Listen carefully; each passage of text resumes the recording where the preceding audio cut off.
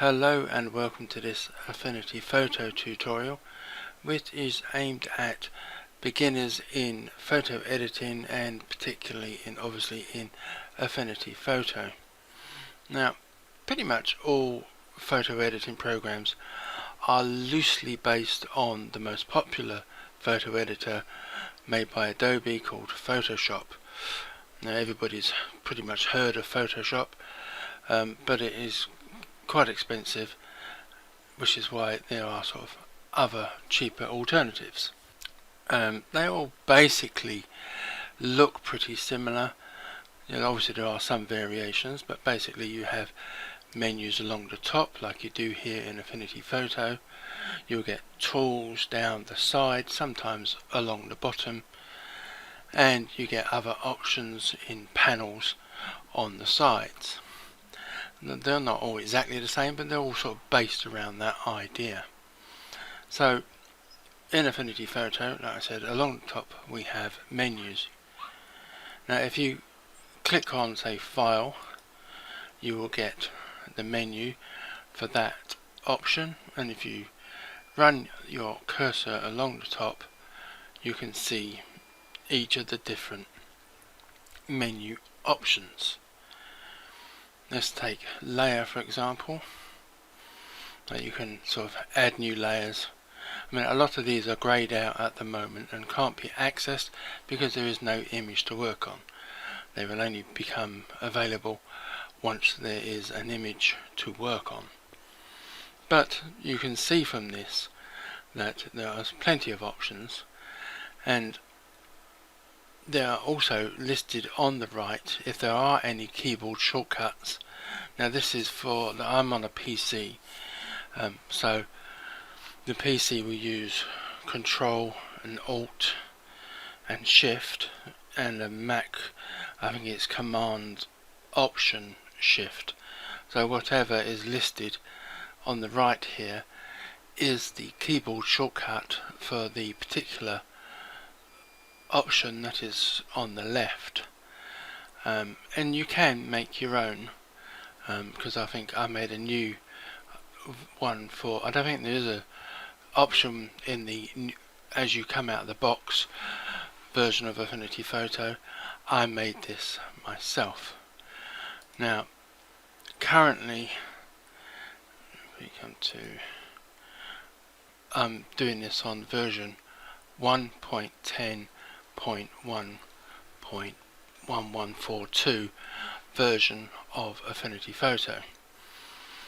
Now, unlike Photoshop, which is a sort of a licensed pay-as-you-go monthly type subscription, Affinity Photo is a one-off payment editor.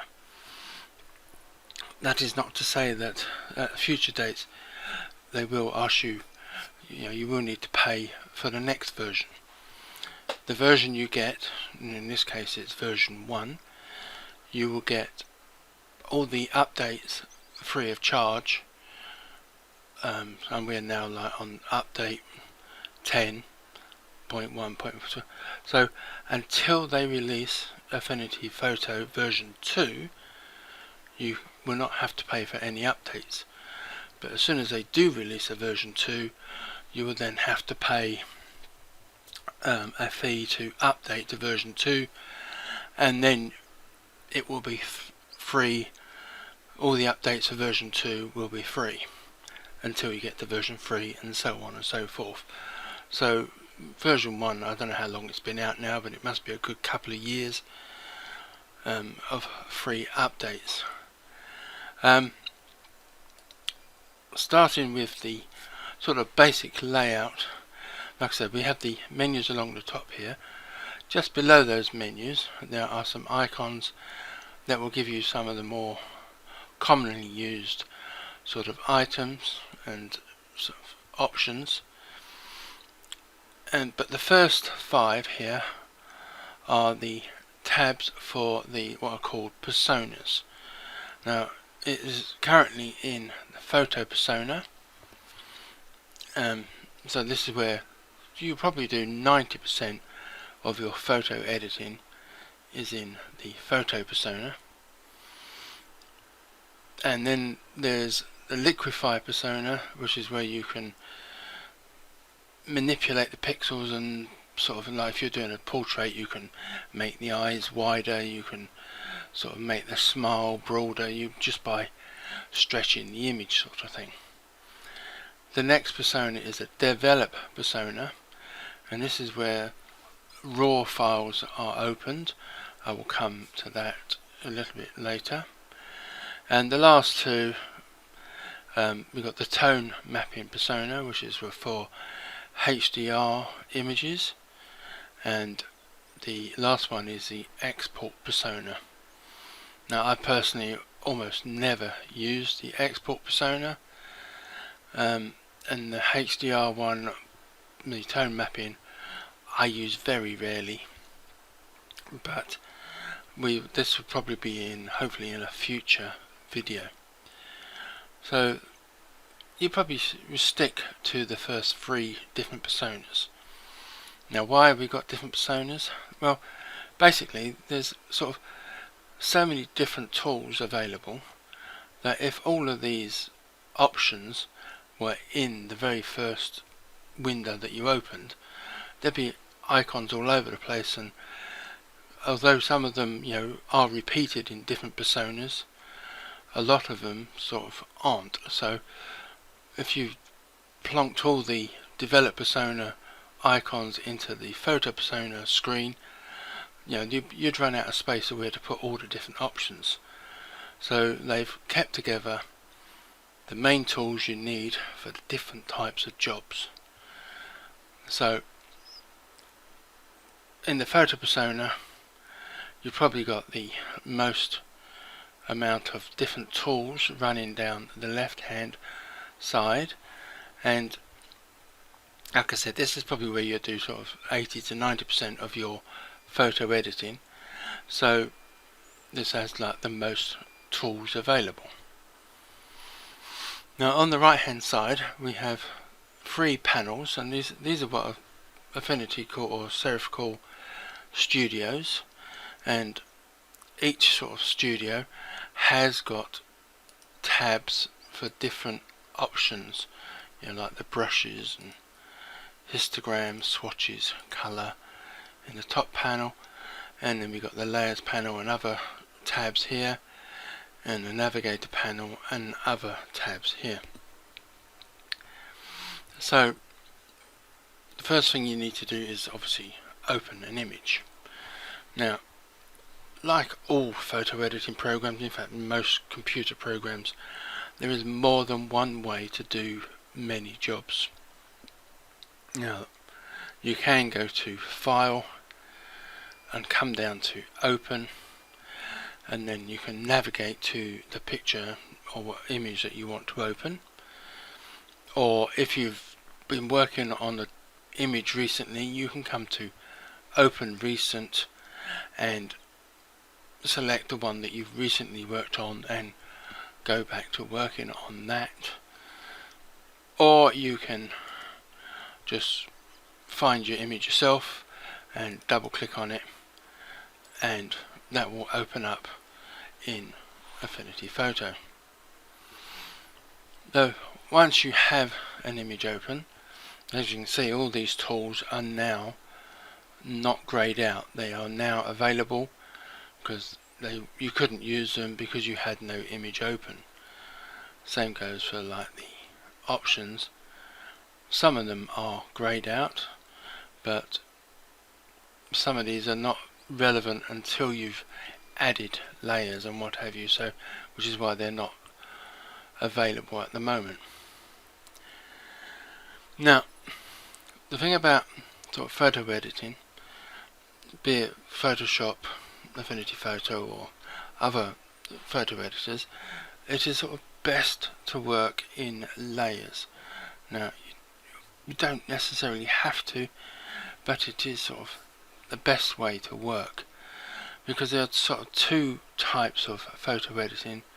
There is destructive and non-destructive. Now, destructive basically means that you sort of don't work in layers and you just edit your image, and whatever you do to it affects the image, and it's sort of permanent.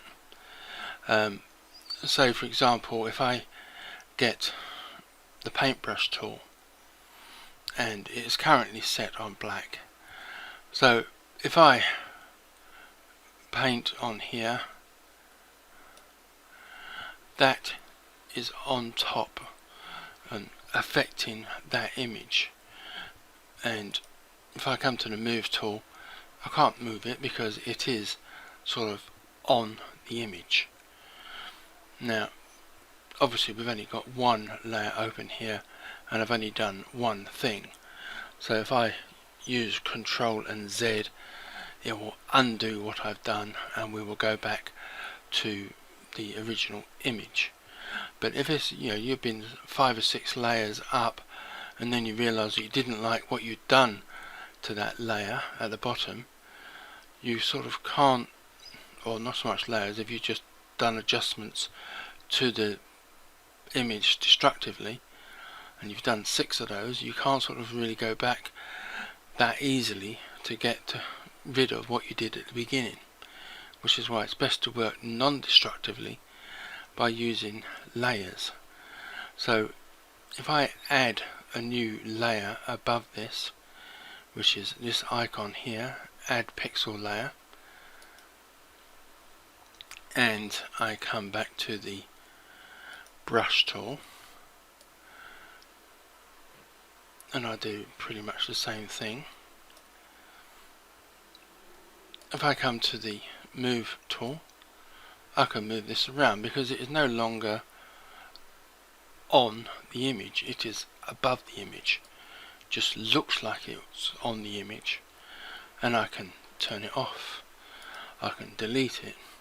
So if I had 6 different adjustments layers above this, I am not stuck with having it. If I don't want it, I can just turn it off or delete it.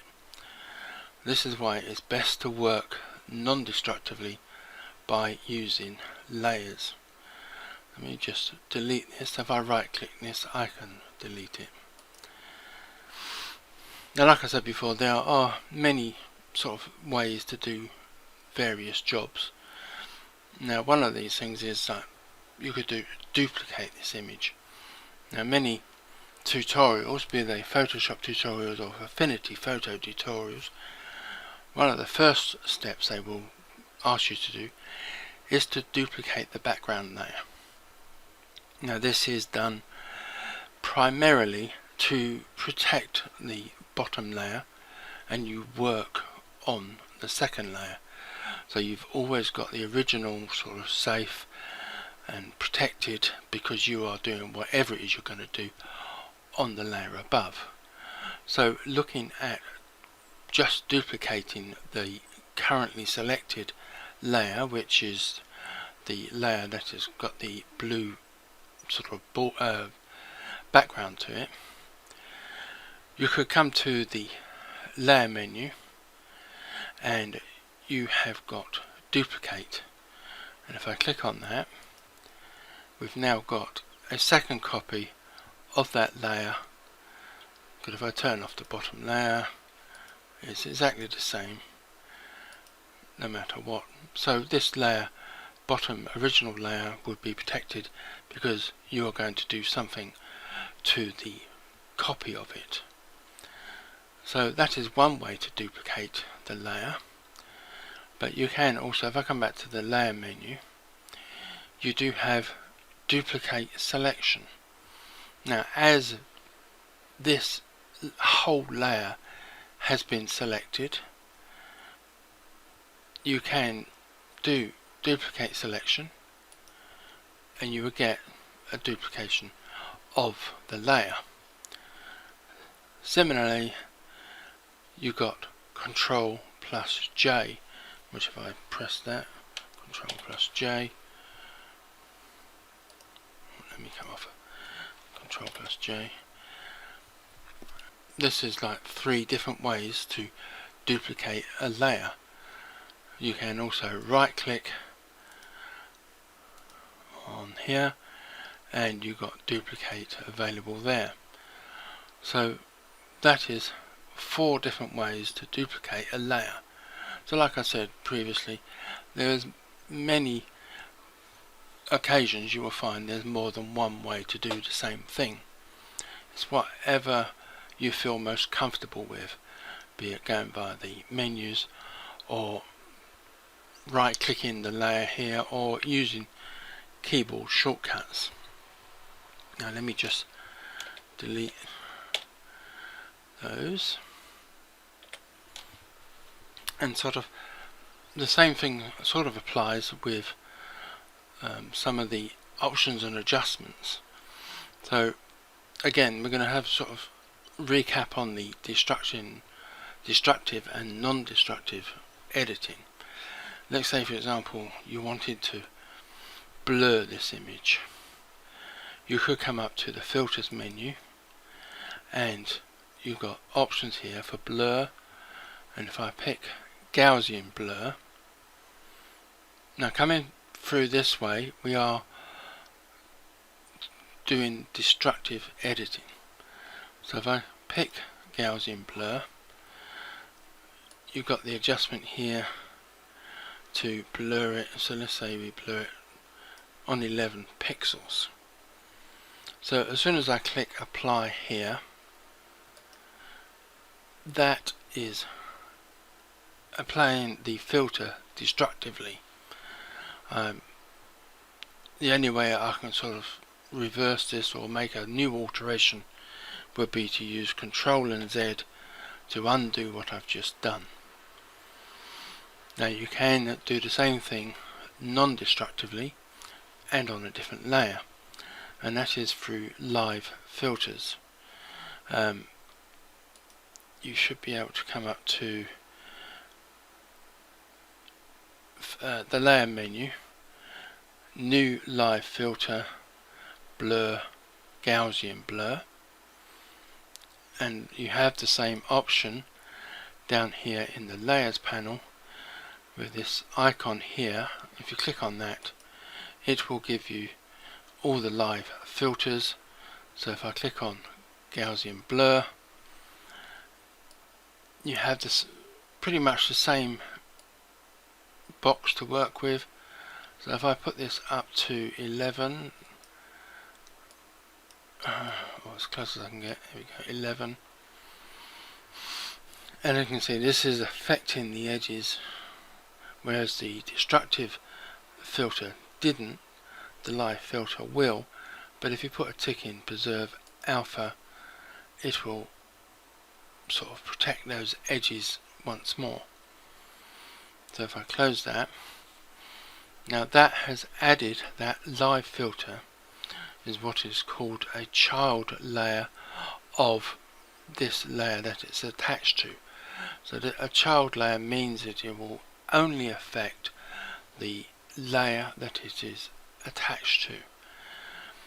So like before, you can turn this off and on, and if you think that 11 pixels was not enough blur, you can double click on it and open up the box and make another alteration, which is something you couldn't do with the filters which work destructively. Now not all these filters are available as live filters, so in some cases if you want a particular filter you may have to use it destructively because it is not available as a live filter, which are non-destructive. Now before I finish off this video, I just want to recap on something I said earlier about RAW files opening up in the develop persona. Now a lot of people sort of, especially getting new cameras, sort of get a little bit confused about what RAW files are, and it's just a sort of a special file format. Now if I come to the internet here, now this was designed mainly for Photoshop, but it works the same way in Affinity Photo. In fact, there are different file formats, and there are more than what are listed here, but raster images, which is pixel images. You get JPEGs, which is what most cameras will export out at, and you get GIFs, PNGs, TIFFs, and RAW files. You do also get a PSD format, which is the Photoshop's own format, but Affinity Photo will open a PSD file. And you get vector images, which are PDFs, EPS, SVGs, and AI files, which are Adobe Illustrator files. Now, again, Affinity Photo can open these files, although they probably work better in Affinity Designer. They are openable in Affinity Photo. Now, these are the four main file types of sort of already finished images. And like I said, JPEG is going to be the main one. But there is also, like I said, RAW files. And if we look at this Google search here, which I did for RAW file types, this has got a camera RAW image file contains minimally processed data from the image sensor of either a digital camera or motion picture film scanner or other image scanners. RAW files are named so because they are not yet processed and therefore are not ready to be printed or edited with a bitmap graphics editor. Now, different camera companies have their own RAW file types. So Adobe's, it would be, the file would end in .dng. Canon will use CRW. My camera uses CR2 and there's also CR3. And like Nikon is NEF or NRW. And like I said, you can see here the other file types for different cameras. Now, camera manufacturers, when they release a new camera, may also update the the RAW file type. So for example, Canon's next new cameras may use a file type which is called CR4.